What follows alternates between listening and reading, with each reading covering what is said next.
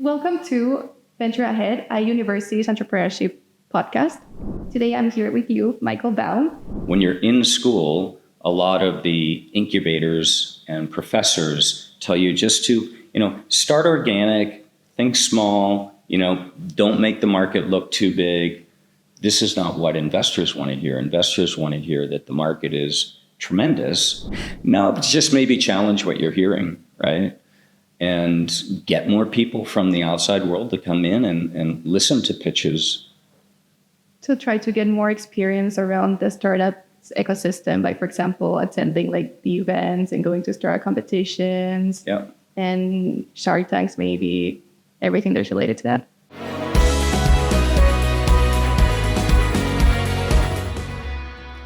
Welcome to Venture Ahead, a university's entrepreneurship podcast. My name is Valeria, and I'm a BBA student, and I will be your host. Today, I'm here with you, Michael Baum. You are an innovator with 25 more years of experience. You have 6 companies, 5 acquisitions, 1 IPO, and I think more than 25 billion in shareholder value, right? Something like that. Something like that. So I've seen that you have had a very long journey, and it should have been very fun, I'm guessing. But can you, before we start, can you please explain a little bit more about it? Like, what do you do? What are your companies? Etc. So I got started very early on when I was 19 years old, starting my first company. I was into computers and computer science. And the personal computer had just come out. So the IBM PC and the Apple Macintosh. And you had this whole computer that could sit on your desk versus being in a giant room. And I was very curious, how does this whole thing work? The electronics, the software, and that really started my curiosity with technology. And what was the first company that you started? My first company I started when I was in college. And the company did financial simulation for investing. So simulating different market conditions for different types of investments to see how they would do in the future. And I've seen that you also had 2 companies that were acquired by first one IBM and the other one by Yahoo. Yeah. What are the names? So we had a company, Collation, that was acquired by IBM, and it was in the systems management space. And I started a company with a friend of mine called .bank, and we were acquired by Yahoo, and we became part of the Yahoo shopping platform.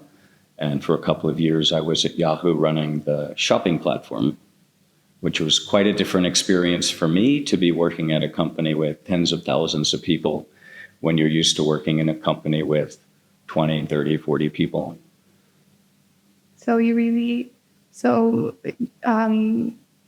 have like the 6 companies. Those are 3 of them. Which are the other 3 that we're missing? The other 3 companies. Yeah, the other 3 companies. One of them was an application platform that was sold to InfoSeek, which was one of the early search players. Mm. And my last company was a company called Splunk, which is still around. It's part of Cisco systems now. They acquired the company a couple of months ago. Nice. So what phrase or thought helps you wake up excited to start the day? What makes me wake up excited? Yes. Oh, I don't know, something new to do. I think that's part of certain people's characters. They always have to be creating, doing new things. I was never good at doing the same thing over and over again. So I think that is what excites me to get up in the morning. And you describe yourself as an innovator. What early experiences or influences help you to realize your passion for innovation and entrepreneurship? That's a great question. I mean, I once had a palm reading by somebody, by like a fortune teller, just for fun. And it was kind of crazy. This woman found that there was a lineage of innovators in my family that I didn't know about. In fact, my father's father, my grandfather, worked on the railroad in Pennsylvania, and he invented the first train coupler, automatic train coupler, to bring two trains together and have them couple automatically, because he saw so many people getting hurt putting the cars together that he had this idea to invent this thing. So I didn't know, but I learned, hey, I had some innovators in my lineage. Yeah. So basically you got your palm read and you said, okay, this is my future. I trust this lady. No, I think it was just always a desire to create things and solve problems. You see problems in the world, and as an innovator, you're very attracted to coming up with a solution. And looking back at all your 25 years in experience, what was one of the most common relevant or memorable moments that you can remember of that kind of like shaped your path in some way? Yeah. I remember being on the floor of the NASDAQ stock exchange the day we went public at Splunk. And this reporter came up to me and asked me, how did you know when you had made it? And I said, well, what do you mean? Like, how did you know when you just had the product that was good enough and the company had made it? And I looked at her and I said, never. Because if you're in the innovation game, you're just constantly moving forward, right? The river's always flowing and you swim with the river. That's just the way it works. And how did it make you feel when you went public? It was pretty fun. Yeah. We had a big party in New York, and it was pretty cool thing to do. It was a pretty cool thing because you wanted to celebrate your achievement. And creating something new can be incredibly challenging. Like, what were some of the obstacles that you encountered during the way? Well, I was very young when I created my first two companies. I was an undergraduate student, and then I was an MBA student when I created my second company. So I ran into a lot of obstacles as a young person starting companies. And this is why I'm doing what I'm doing now with my foundation called the Yoke Foundation. We work with university students who have rather crazy, deep technology ideas that, if they come to life, could have a big impact on society. And we run an annual competition, global competition. We give away $1 million, and we put them into a 1-year program where we work side by side, myself and a number of other unicorn founders that are in the foundation with me. So I'm trying to bring the experience and the knowledge to these next generation innovators that I didn't have when I was in that position, in hopes of not making the same mistakes, getting there faster than I did. In addition to knowledge, these young people are lacking funding.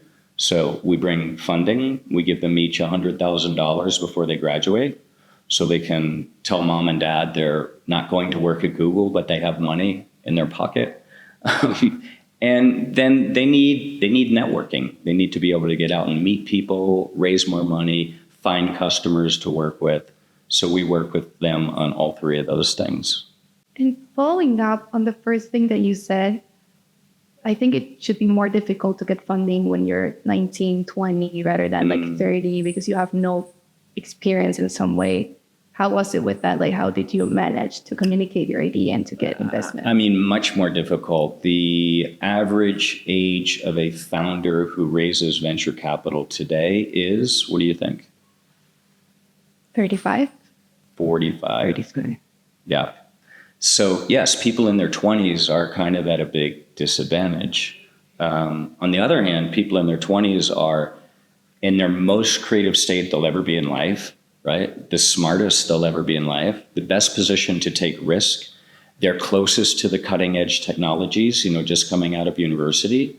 So they're in a great position to solve problems that they're passionate about solving, if they can get the right help and the right funding. But yes, when I was in that position, it was incredibly difficult. We bootstrapped our first company. Our second company, we raised a little bit of money, and it really downsized the outcome. We could have had a much bigger outcome, impacted a lot more people with what we were doing had we have had funding. So if you compare it, you think it was way much easier to get funding at your 30s now? Oh, yeah. When you get into your 30s, 40s, it's much easier to get funding. What does innovation mean for you? What does innovation mean for me? Yes. Innovation is changing.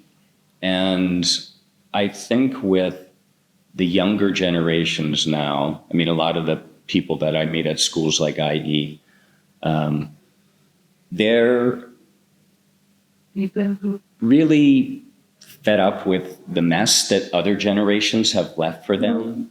And many of them are very passionate about trying to fix these problems, whether it's healthcare or the environment or social injustice and financial systems, ethics and AI, which is a big topic now.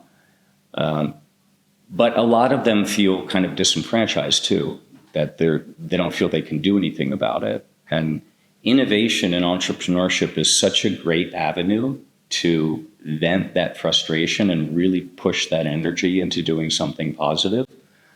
So we see this next generation not really focusing on just innovation, but something I call conscious innovation. And you're going to hear this term more and more and more. So you can say you heard it here with me first. Conscious innovation? Conscious innovation. Conscious innovation. So what is conscious innovation? It is being mindful when you're developing some new technology about the potential impact to society and integrating into the development process, thinking about the societal good impact, the societal bad impact, the environmental impact, the social responsibility impact. And we see more and more of these conscious innovators now, especially amongst younger people. And for me, that's what innovation is now. Innovation is using technology to do good for people, to do good for the planet, not just to build something because you can flip the company in 3 years and make money, right? I mean, we've seen so many of those things. We saw so many technologies developed in the last decade or two, the smartphone, social media, now generative AI. And there's absolutely nobody asking the question, what will the impact in society be of these technologies 5 years, 10 years, 20 years down the road?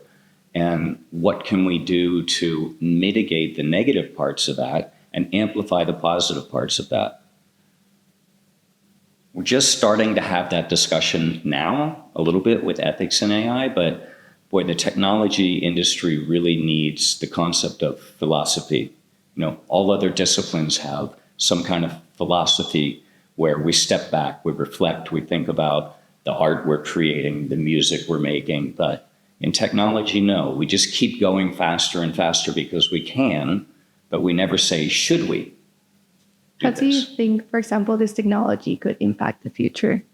How do I think? The technology could impact the future. Technology in general? Yes, this 10x technology that is just like advancing. I mean, so many ways, and some of it is so exciting and some of it is so scary because we're not being conscious about some of these things. I mean, human-computer interfaces that are going to be implanted in our bodies really scare the hell out of me. Not because they'll be bad for our biological system. I think we'll always have enough testing to make sure they're safe. But we start becoming part not human at that point, where we're living with access to information right on the spot. Yes. And nobody even knows what we're doing, right? We've got it in a contact lens and we're watching a movie and we're in a meeting and we're completely distracted, right? Human beings are very easily distracted, as we've seen with phones. We were at dinner last night and I saw one person pick up their phone and immediately 3 other people at the table went to reach for their phones. It was like a domino. It's just so instinctive now for people to do this. So I think as technology gets embedded more and more into our human selves, it scares me. But technology nowadays is very important for startups. Like you've seen in this 20 past years that like you really need a good technology, also not a good technology, but a very advanced technology for your startup to be successful now at the moment. You think so? I think there will be a lot of good technologies and there will be a lot of frivolous technologies, right? I mean, generative AI is a great example right now. Is it good or is it frivolous or evil? I was talking to a friend yesterday who's starting a new company that is building a young children, like elementary school learning product that it kind of looks like an iPod, but it's connected to OpenAI. And the children use it to ask questions to get answers. Kids are always asking why, right? But if you're smart enough, it's pretty easy to exit out of this safety loop and get into the rest of the generative AI system and start asking questions about things that, well, you probably as a parent don't want your kids asking questions about, right? Putting something like Mid-Journey image generation in front of an 8-year-old on an iPad, like, is this a great thing? It could be, but it could also be a very harmful thing. Like, we don't know. We don't test these things. We don't think about it. It's still very new to know. Yeah. But to me, it's like if you're driving a car, you can't drink so much alcohol and drive a car. We know that. We know it's dangerous, right? Yes. Because we have years and years and years of experience with this now. It should be the same with technology, right? Is this technology safe for an 8-year-old? I mean, let's test it. Let's not just assume, oh, it's great because it comes from Apple or Google or somebody else. Okay, yes, but changing a little bit more the subject and going to another question. For example, at IE, we have a lot of students who really want to start their own startups. Yeah. But for what I've seen, from what I've heard, every single one of them wants to do something very related with technology and they really want to advance to it. But at the same time, they're scared of failing. So I don't know, what would you say to them? What would you advise them? Well, I watched 6 pitches in Area 31 the other night. And I would say the biggest challenge for all 6 of those companies, they weren't thinking big enough. They may have had an idea that could be big enough, but they weren't thinking big enough with it. And that pretty quickly leads to failure because it's hard to get funded. It's hard to tell a really compelling story about the impact of your invention. If they're worried about failing in general, maybe they're not entrepreneurs, right? Yes, but when you said that they were missing something, you referred that they were missing a point of differentiation or that they needed to go beyond? Right. They need to go beyond. They need to go beyond? Yeah. I mean, there was one example of the company, I think it was called Bello, which I thought was interesting because it was a car sharing company, but it was named after a bicycle. And they only talked about part of the Spanish market as their market. And you look at this and what they're doing, you think, oh, this could be really interesting. What if this was pan-European? How big could this idea be, right? So they were just thinking too small about it. Okay. And there's a dichotomy between being in university and being out in the real world raising funding. When you're in school, a lot of the incubators and professors tell you just to, start organic, think small, don't make the market look too big. This is not what investors want to hear. Investors want to hear that the market is tremendous. And if you get just a couple percentage points of that market over 10 years, you could build a sizable company. So you have a pretty big difference between what's being taught in school in innovation and entrepreneurship and what's real in the outside world. So you're saying don't listen to what your professors say. No, but just maybe challenge what you're hearing, right? And get more people from the outside world to come in and listen to pitches. To try to get more experience around the startup ecosystem by, for example, attending like the events and going to startup competitions. Yeah. And Shark Tanks, maybe everything that's related to that. I think also the pitches I saw the other night, people tend to make things too complicated, right? If you can't describe something in one sentence to somebody in an elevator, if you can't put it on one slide and explain it, it's probably, it may not be too complicated, but your view of it and the way you're presenting it might be too complicated. Maybe they try focusing on a lot of things at the same time and they kind of lost the track of what they were trying to do. And it's very hard in the design world to make something that is simple and easy, because if a product like an iPhone only has a screen on it and nothing else, that means they left out 100 other things that they might wanted to have put, for tactile around the phone, right? But those are decisions that are made because it makes a simpler, easier product. But it's hard to throw things out, especially for engineers. It's hard to take away features. They always want to add more, add more, add more. And maybe some of them will become obsolete like very easy because they just don't serve the purpose. Yeah. So what do you think are the main challenges for entrepreneurs nowadays? Challenges for early stage entrepreneurs today, funding.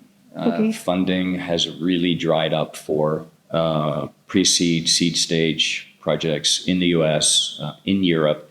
It's gotten a little better in the last quarter, but it's quite tight. Yeah. I would say the other thing is access to experienced people that have built sizable companies before to get feedback from and to learn from. There are some people that give back and do that, but we need more. But for example, when you ask for feedbacks and you have an idea, some people will say like that will never work. Do you actually have to trust them?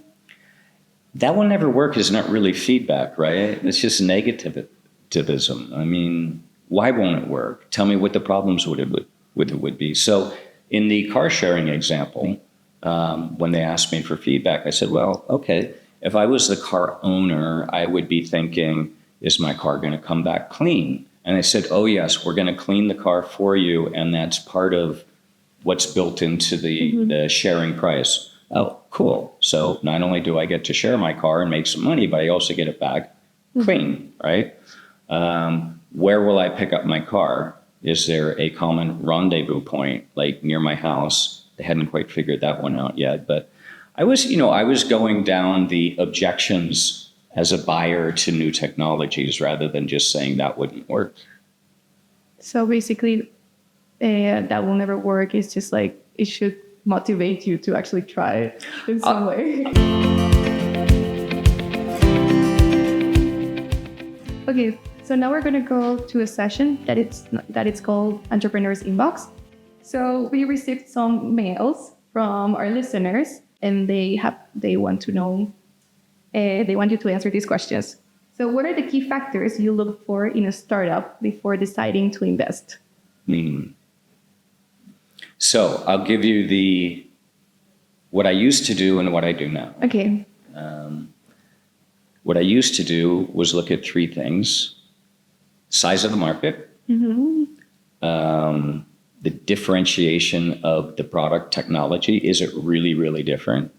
And the people. What, for example, to get a little bit more in depth into that, what are the characteristics that you look for in a team? In a team,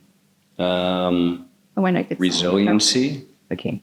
Yeah, probably the most important thing, because the plan won't work for sure. So you'll have to come up with another plan. The technology won't work. So you'll have to come up with another technology or fix the technology. And you have to be very resilient. You just have to bounce back from that quickly. So that's probably the number one thing that I would look for. I'd also look for It's great when you have 2 or 3 co-founders who are really a spirited group together, because doing a company is a lonely thing. You know, nobody comes in every day and says, "Great job." No. You sometimes don't feel like getting out of bed in the morning, but your co-founder will call you up and go, "Got this great idea. Come on in. I want to talk to you about it." So you have other people pulling with you, and that's always a great thing to see too. Now, I would look for those things, but since I'm thinking much more consciously about innovation, I'm looking to see not only how sizable is the market, but what kind of an impact is this going to have on people, on the planet? How is it going to make the world a better place in 10, 20, 25 years? That's really important to me. And if you are a startup and you can position your benefit to society and the world, not just to a customer, you have a much, much stronger value proposition, which makes it much easier to talk to customers, much easier to raise money. I'll give you an example. A company that came into our foundation from Munich a couple of years ago called Konix. They make a system for digitizing rail. So they put sensors on the rail bed, on the track switches and the stations, and they gather all kinds of information for predictive maintenance, for asset management, all kinds of applications in rail, eliminating people and making it more efficient with technology. The rail industry has a big problem because young people don't want to go work in the rail industry anymore. So it's a dying breed of people that are working in these rail yards. So we were sitting around thinking about how can we really strongly position the company. And one of the co-founders came in and he said, "I was reading this study yesterday about sustainable forms of transportation. And did you know that after the bicycle, the train is the second most sustainable form of transportation in the world? And it's the most sustainable form of mass transportation in the world." So great. We built that right into our positioning as a company that is scaling the most sustainable form of transportation in the world. It helped us talk to government officials. It helped us talk to investors who really care about having an impact. It just opens so many doors when you can do that. Yeah. And the last question from our mail is what current trends in the startup industry do you think are the most important nowadays? And what are the ones that you're most passionate about? I mean, I tend less to look at short-term trends, especially now that I'm more of a conscious innovator. I think more about things like the UN's 17 areas of development that they think are critical for the world. And when I look at a company, I think, are they doing something in one of these areas? Trends come and go. AI is all the trend right now. AI is just software. 10 years ago, we called it software. Now we call it AI. 10 years from now, we'll call it something else, right? I